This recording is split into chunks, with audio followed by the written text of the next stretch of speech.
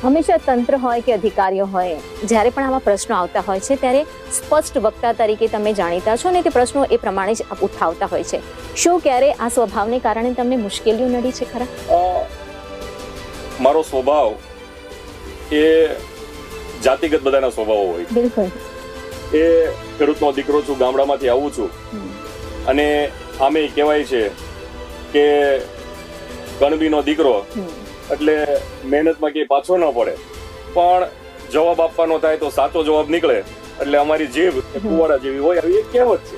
પણ આવા કોઈ પ્રશ્નો હોય તો જરાય સંકોચ રાખ્યા વિના સાચી વાત એટલા માટે કરવી જોઈએ કે જગતનો તાત ખેડૂત એ જગતનો બાપ છે એમ કહીશ.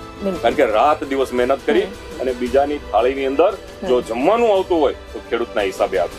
અને આ ખેતી, ખેડૂત અને ગામડું એટલે માત્ર ખેડૂત નહીં પણ ખેતી સાથે જોડાયેલો તમામ વર્ગ, કે ચાહે ખેડૂત હોય તો પણ ભલે, ખેત મજૂર હોય તો પણ ભલે, અને પશુપાલક હોય તો પણ ભલે, આની વ્યથા, વેદના અને સમસ્યા કોઈ પણ પ્રકારની સામે આવે, ધ્યાન ઉપર આવે તો યોગ્ય જગ્યાએ પહોંચાડીને એનું નિરાકરણ લાવવું એ મારી પ્રાથમિક ફરજ છે.